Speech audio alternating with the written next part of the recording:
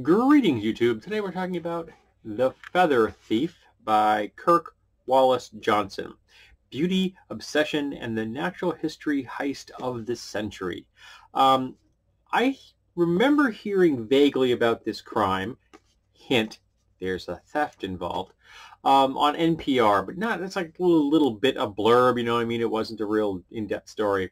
So when I saw this book, I can't remember where I saw this book. Might have been in a thrift shop. I snapped it up. And the book itself is interesting, but the author is also interesting. He worked in Iraq, and as American forces began to pull out, he kind of inadvertently fell into this role of helping refugees who had been allies of America working for the U.S. government to escape the country because they were being targeted by terrorists. And he helped something like 1,200 refugees over time until he just got completely and utterly burned out and fired himself from the nonprofit organization that he had founded to help these people and tried to find a new thing to do with life. And while trout fishing, which he had discovered as a means of handling the stress of his job of helping refugees, he found out about this theft. And what does fishing have to do with feathers? Tie flying. Now, tie flying is kind of always fascinated me on some level because it is obsession. These guys, and it's always guys, spend an incredible amount of time and effort and go to great lengths to acquire exotic materials to tie flies that will never, ever be used to fish. And in some cases, like the thief involved in here, doesn't fish. Some of these guys don't fish. They just tie flies. Now, if you are trout fishing, knowing which fly to use at any given time during the fishing season is very important, because what flies work at the beginning of the season will not work in the middle of the season and will not work at the end. Nature has life cycles, and the insects that are available for the trout are the type of flies you need to attract them. If you use the wrong fly wrong fly, you're not going to get a fish. And it can be very specific because the biosphere of one pond is different from the biosphere of another pond. So local fishermen can legitimately have an advantage over people coming in from the outside because they know the specific types of flies that are in that area and which flies the fish want. And this is very important. However, if you're fishing for salmon, people fishing for salmon in rivers are doing this as the fish are coming from the ocean and going upstream to spawn. When fish are in the spawning phase of their lives, they don't eat. So knowing what specific type of tie will attract a salmon is meaningless. They don't eat. So how do you catch them? Well, they don't eat. They are highly aggressive. So if you throw anything into the water, like wool with a hook on it, it lands on the surface, it gets their attention, it triggers their aggression, they will bite it, you will catch a salmon. So you don't need elaborate types of flies for catching salmon. But where's the business in that? So over time, Victorian fishermen came to have this mythology about all these elaborate ties, the flies you needed to tie to fish salmon.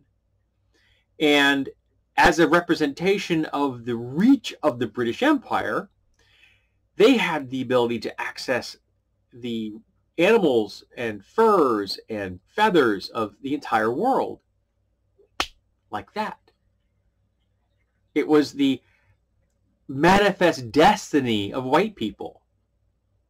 If you wanted something, you could just reach out and take it.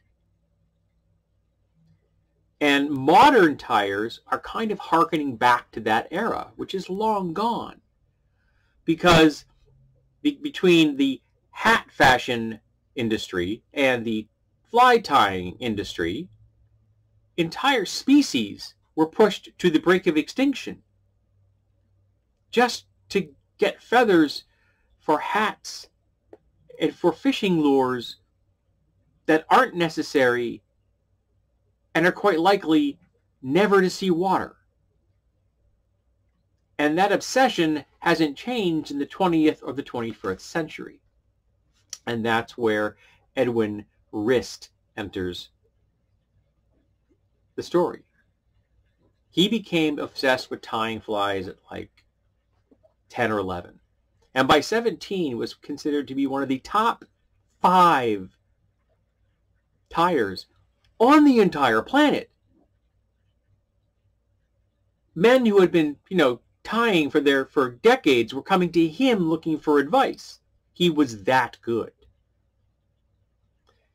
But to do the classic Victorian ties, you needed exotic feathers. And they've convinced themselves that no, dyed or modified common feather, chickens, roosters, turkeys, crows, whatever, commonly available feathers that are not endangered can be made to look like the more complex ones, the more endangered ones.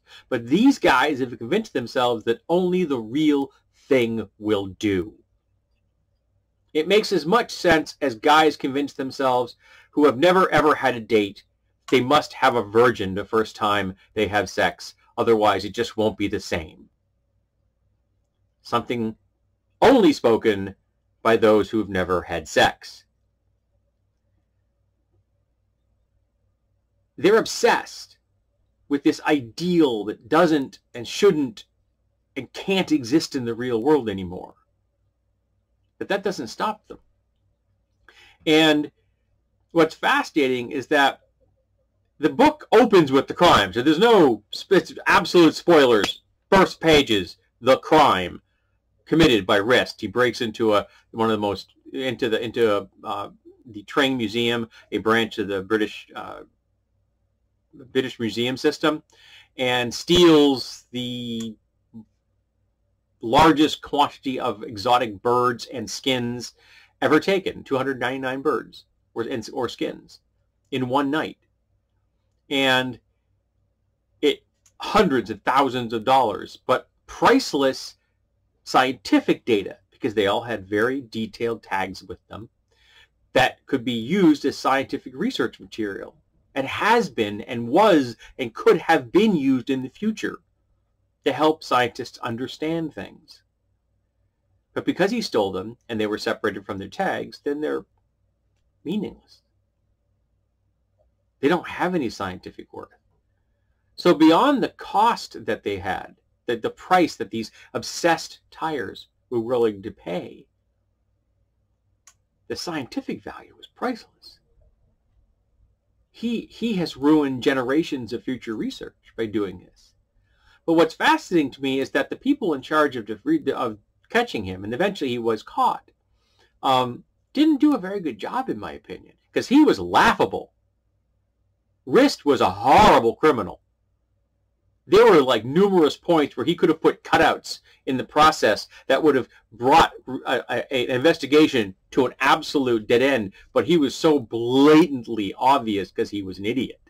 He may have been a homeschooled musical genius. He was a world-class flutist, or is a world-class flutist. But he was a bad criminal. But he almost got away with it anyway, because the people investigating him didn't do much better. But one of the things they didn't do is ask a very simple question, one that I asked as I'm reading the book and he's describing the crime. How did he fit 300 birds into one suitcase?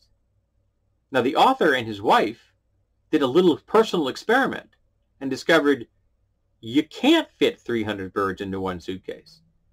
So did Rist have help? Or was he really alone? They never asked that basic question. You should have gone to the scientists and said, okay, I want you to make me up some facsimiles of what he stole, make it out of pigeons and whatever, common birds, and then tell me, can you fit that into a suitcase? If the answer is no, then you know you're looking for something more complex than one dude. They never asked that question. Rist was caught, he was tried, and he received 12 months suspended sentence. And as they said, as long as he didn't commit a crime in that 12 months, it was all good. He served no time. It didn't impact his ability to graduate from college. It didn't impact his ability to get a seat in the Berlin orchestra. His life just moved on. He was a criminal, is a convicted criminal, a convicted felon. Destroyed generations of scientific research. And the community was more concerned with the bad reputation it might bring down upon them than the crime in general. And lots of the guys who bought the things he sold knew that there was a definite gray zone about these feathers. They, the kind of fell off the back of a truck thing. Yeah, they were all willing to turn a blind eye to the fact that it let them have access to feathers that they otherwise could never have found or and never have afforded. Now, the book also does the history behind all this, like the birds, how they were discovered in the real world, and how they were collected, which was horrific. The science of the 19th century just was horrible. The fashion industry that almost denuded a planet of feathers, then the tie flyers that just continued the process of denuding the planet of birds so they could have feathers. And that was the impetus. A ready market for hats began to wane, so they found a reason to have the feathers still being hot by convincing guys to tie flies that you didn't need to fish for salmon. And most were never going to be used for fishing, tied by people who may never even fish. It's a fascinating book and an ugly, horrible, heartbreaking history. Reading it was so damn painful. He was talking about how many birds were destroyed. But the callousness in the tie flying community was amazing. And you know they're complicit. And you know they don't care. And they're just going to keep buying, discovered feathers that are from the real world, from endangered species, because it fuels this obsessive passion of theirs to tie these flies in a way that they are convinced themselves are the only way to have a true representation of these 19th century crappy ideals. It's ugly all the way down, and there's no happy ending. None of the birds are never completely returned. There were a number of them that were never accounted for. They're out there somewhere in somebody's collection, being used and sold, and passed sometimes by individual feathers or small groups of feathers. So they've been separated from the skins. There's no traceability. It's just heartbreaking. And Risk got away with it. And he shouldn't have. And justice was never served. And the birds are just as endangered now as they ever were. But it is a really well-written book, and I really enjoyed it. The author is an excellent writer. He has a great style. I just wanted to rip through this thing. It was very entertaining, highly informative. And if you are into history and animals and a good detective story, you're definitely going to want to read The Feather Thief.